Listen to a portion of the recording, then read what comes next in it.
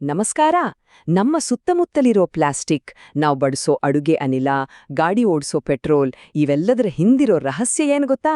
ಬನ್ನಿ, ಇವತ್ತು ನಾವು ಹೈಡ್ರೋಕಾರ್ಬನ್ಗಳೆಂಬ ಈ ಅದ್ಭುತ ಅಣುಗಳ ಜಗತ್ತಿನೊಳಗೆ ಇಳಿದು ನೋಡೋಣ. ಅರೆ, ಇಷ್ಟೆಲ್ಲ ಬೇರೆ ಬೇರೆ ವಸ್ತುಗಳಿದ್ರೂ ಇವುಗಳ ಹಿಂದಿನ ರಹಸ್ಯ ಅಡಗಿರೋದು ಒಂದೇ ಒಂದು ಸರಳ ವಿಷಯದಲ್ಲಿ. ಅದೇನಪ್ಪಾ ಅಂದ್ರೆ, ಕಾರ್ಬನ್ ಅನ್ನುವ ಪರಮಾಣುಗಳು ಒಂದಕ್ಕೊಂದು ಹೇಗೆ ಕೈ ಹಿಡಿದುಕೊಂಡಿವೆ ಅನ್ನೋದ್ರಲ್ಲಿ. ಈ ಕೈ ಹಿಡಿಯೋದನ್ನೇ ನಾವು ರಸಾಯನಶಾಸ್ತ್ರದಲ್ಲಿ ಬಂಧ ಅಂತ ಕರಿತೀವಿ. ಈ ವಿಶ್ಲೇಷಣೆಯಲ್ಲಿ ನಾವು 5 ಸರಳ ಹಂತಗಳಲ್ಲಿ ಹೈಡ್ರೋಕಾರ್ಬನ್ಗಳ ಕಥೆಯನ್ನ ಸಂಪೂರ್ಣವಾಗಿ ಅರ್ಥ ಮಾಡ್ಕೊಳ್ಳೋಣ. ಅವುಗಳ ಮೂಲ ರಚನೆಯಿಂದ ಶುರು ಮಾಡಿ ಅವು ಯಾಕಿಷ್ಟು ವೈವಿಧ್ಯಮಯವಾಗಿವೆ ಅನ್ನೋವರೆಗೂ. ಸರಿ, ಹಾಗಾದ್ರೆ ನಮ್ಮ ಪಯಣ ಶುರು ಮಾಡೋಣ. ಮೊಟ್ಟಮೊದಲನೇದಾಗಿ ಈ ಹೈಡ್ರೋಕಾರ್ಬನ್ ಅಂದ್ರೆ ನಿಖರವಾಗಿ ಏನು ಅಂತ ತಿಳ್ಕೊಂಡ್ಬಿಡೋಣ. ಹೆಸರೇ ಹೇಳೋ ಹಾಗೆ ಹೈಡ್ರೋ ಮತ್ತು ಕಾರ್ಬನ್ ಅಂದ್ರೆ ಕೇವಲ ಹೈಡ್ರೋಜನ್ ಮತ್ತು ಕಾರ್ಬನ್ ಪರಮಾಣುಗಳಿಂದ ಮಾತ್ರ ಮಾಡಲ್ಪಟ್ಟಿರುವ ಅಣುಗಳು. ಇವು ನೋಡೋಕೆ ಸರಳ ಅನ್ಸಿದ್ರೂ ಪ್ರಕೃತಿಯಲ್ಲಿ ನಾವು ಕಾಣೋ ಅಸಂಖ್ಯಾತ ವಸ್ತುಗಳಿಗೆ ಇವೇ ಮೂಲಾಧಾರ. ಈಗ ಕಾರ್ಬನ್ ಪರಮಾಣುಗಳು ಒಂದಕ್ಕೊಂದು ಹೇಗೆ ಜೋಡ್ಕೊಂಡಿವೆ ಅನ್ನೋದರ ಆಧಾರದ ಮೇಲೆ ಹೈಡ್ರೋಕಾರ್ಬನ್ಗಳನ್ನ ಬೇರೆ ಬೇರೆ ಕುಟುಂಬಗಳಾಗಿ ವಿಂಗಡಿಸೋಣ. ಬನ್ನಿ, ನಮ್ಮ ಮೊದಲನೇ ಕುಟುಂಬವನ್ನ ಭೇಟಿಯಾಗೋಣ.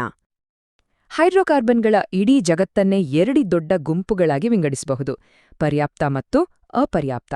ಇದನ್ನ ಹೀಗೆ ಯೋಚಿಸಿ. ಪರ್ಯಾಪ್ತ ಅಂದ್ರೆ ಹೊಟ್ಟೆ ತುಂಬಿದೆ, ಜಾಗ ಇಲ್ಲ ಅಂತ. ಅಪರ್ಯಾಪ್ತ ಅಂದ್ರೆ ಇನ್ನೂ ಜಾಗ ಇದೆ, ಬೇಕಿದ್ರೆ ಸೇರ್ಸ್ಕೋಬಹುದು ಅನ್ನೋ ಹಾಗೆ. ನೋಡಿ, ಆಲ್ಕೇನ್ಗಳು ಪರ್ಯಾಪ್ತ ಕುಟುಂಬಕ್ಕೆ ಸೇರಿದ್ದು. ಇಲ್ಲಿ ಪ್ರತಿಯೊಂದು ಕಾರ್ಬನ್ ಕೂಡ ತನಗೆ ಸಾಧ್ಯವಿರುವಷ್ಟು ಹೈಡ್ರೋಜನ್ಗಳ ಜೊತೆ ಕೈ ಜೋಡಿಸಿರ್ತೆ.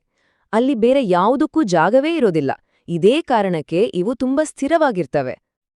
ಈ ಹೆಸರುಗಳನ್ನೊಮ್ಮೆ ಗಮನಿಸಿ: ಮೀಥೇನ್, ಈಥೇನ್, ಪ್ರೋಪೇನ್. ಎಲ್ಲದರ ಕೊನೆಯಲ್ಲೂ ಏನ್ ಅಂತ ಬರುತ್ತೆ ಅಲ್ವಾ? ಇದು ರಸಾಯನಶಾಸ್ತ್ರದಲ್ಲಿ ಏಕಬಂಧ ಅಂದ್ರೆ ಸಿಂಗಲ್ ಬಾಂಡ್ ಇದೆ ಅನ್ನೋದಕ್ಕೆ ಒಂದು ಸಿಗ್ನಲ್. ಅಂದ್ಹಾಗೆ ನಮ್ಮ ಮನೆಯ ಸಿಲಿಂಡರ್ನಲ್ಲಿರೋ ಗ್ಯಾಸ್ ಇದೇ ಪ್ರೋಪೇನ್ ಮತ್ತು ಬ್ಯೂಟೇನ್ಗಳ ಮಿಶ್ರಣ. ಈಥೇನ್ ರಚನೆಯನ್ನ ನೋಡಿದ್ರೆ 2 ಕಾರ್ಬನ್ಗಳ ನಡುವೆ ಒಂದೇ ಒಂದು ಗೆರೆ ಇದೆ ನೋಡಿ. ಅದು ಅವುಗಳ ನಡುವಿನ ಆ ಏಕಬಂಧವನ್ನ ಸೂಚಿಸುತ್ತೆ.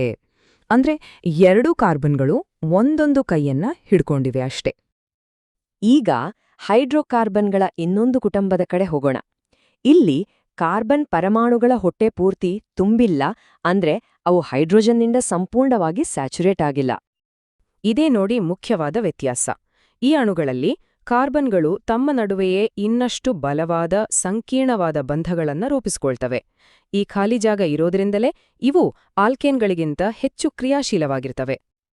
ಈ ಅಪರ್ಯಾಪ್ತ ಗುಂಪನ್ನೇ ಅವುಗಳಲ್ಲಿರೋ ಬಂಧದ ಪ್ರಕಾರದ ಮೇಲೆ ಮತ್ತೆರಡು ವಿಭಿನ್ನ ಉಪಕುಟುಂಬಗಳಾಗಿ ವಿಂಗಡಿಸಬಹುದು. ಬನ್ನಿ, ಅವುಗಳ ಪರಿಚಯ ಮಾಡ್ಕೊಳ್ಳೋಣ. ಮೊದಲನೆಯದು ಆಲ್ಕೀನುಗಳು. ಇಲ್ಲಿ ಕನಿಷ್ಠ 2 ಕಾರ್ಬನ್ ಪರಮಾಣುಗಳ ನಡುವೆ ದ್ವಿಬಂಧ ಅಂದ್ರೆ ಡಬಲ್ ಬಾಂಡ್ ಇರುತ್ತೆ. ಅಂದ್ರೆ ಅವು ಒಂದೇ ಕೈಯ ಬದಲು 2 ಕೈಗಳಿಂದ ಒಂದನ್ನೊಂದು ಗಟ್ಟಿಯಾಗಿ ಹಿಡಿದುಕೊಂಡಿರ್ತವೆ.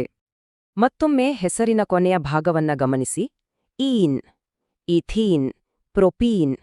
ಈ ಈನ್ ಪ್ರತ್ಯಯವು ಅಲ್ಲಿ ಡಬಲ್ ಬಾಂಡ್ ಇದೆ ಅಂತ ಹೇಳುತ್ತೆ. ನಾವು ದಿನನಿತ್ಯ ಬಳಸುವ ಪಾಲಿಥೀನ್ ಬ್ಯಾಗ್ಗಳ ಮೂಯವಸ್ತು ಇದೇ ಈಥೀನ್. ಈಥೀನ್ ರಚನೆಯಲ್ಲಿ ಇದು ಸ್ಪಷ್ಟವಾಗಿ ಕಾಣಿಸುತ್ತೆ. ಕಾರ್ಬನ್ಗಳ ನಡುವೆ ಆ ಡಬಲ್ ಬಾಂಡ್ ಬಂದಿದ್ರಿಂದ ಪ್ರತಿಯೊಂದು ಕಾರ್ಬನ್ಗೂ ಕೇವಲ 2 ಹೈಡ್ರೋಜನ್ಗಳನ್ನ ಹಿಡಿದಿಟ್ಕೊಳ್ಳಲು ಮಾತ್ರ ಸಾಧ್ಯವಾಗುತ್ತೆ. ಮುಂದಿನದು ಆಲ್ಕೈನ್ಗಳು. ಇವುಗಳಲ್ಲಂತೂ ಕಾರ್ಬನ್ ಪರಮಾಣುಗಳ ನಡುವೆ ತ್ರಿಬಂಧ ಅಂದ್ರೆ ಟ್ರಿಪಲ್ ಬಾಂಡ್ ಇರತ್ತೆ. ಅಂದ್ರೆ ಅವು 3 ಕೈಗಳಿಂದ ಒಂದನ್ನೊಂದು ಅತಿ ಬಿಗಿಯಾಗಿ ಹಿಡಿದುಕೊಂಡಿರ್ತವೆ. ಇದು ಇರೋದ್ರಲ್ಲೇ ಅತ್ಯಂತ ಬಲವಾದ ಬಂಧ. ಇಲ್ಲೂ ಅದೇ ಮಾದರಿ. ಹೆಸರಿನ ಕೊನೆಯಲ್ಲಿ ಐನ್ ಅಂತ ಬರುತ್ತೆ. ಈ ಐನ್ ಅನ್ನೋದು ಟ್ರಿಪಲ್ ಬಾಂಡ್ ಇರೋದನ್ನ ಸೂಚಿಸುತ್ತೆ. ವೆಲ್ಡಿಂಗ್ ಮಾಡುವಾಗ ಬಳಸುವ ಅಸಿಟಿಲೀನ್ ಗ್ಯಾಸ್ ಇದೆಯಲ್ಲ, ಅದು ಈಥೈನ್ನ ಇನ್ನೊಂದು ಹೆಸರು. ಈಥೇನ್ ರಚನೆ ಒಂದು ಅದ್ಭುತ ಉದಾಹರಣೆ. ಆ 2 ಕಾರ್ಬನ್ಗಳ ನಡುವೆ ಅಷ್ಟು ಬಲವಾದ ಟ್ರಿಪಲ್ ಬಾಂಡ್ ಇರೋದ್ರಿಂದ ಪ್ರತಿಯೊಂದು ಕಾರ್ಬನ್ಗೂ ಕೇವಲ ಒಂದೇ ಒಂದು ಹೈಡ್ರೋಜನ್ ಜೊತೆ ಬಂಧ ರೂಪಿಸಲು ಸಾಧ್ಯವಾಗುತ್ತೆ ಅಷ್ಟೇ. ಹಾಗಾದ್ರೆ ನಾವು ಇಷ್ಟೊತ್ತು ಕಲ್ತಿದ್ದನ್ನೆಲ್ಲ ಒಟ್ಟು ಸೇರಿಸಿ ನೋಡೋಣ.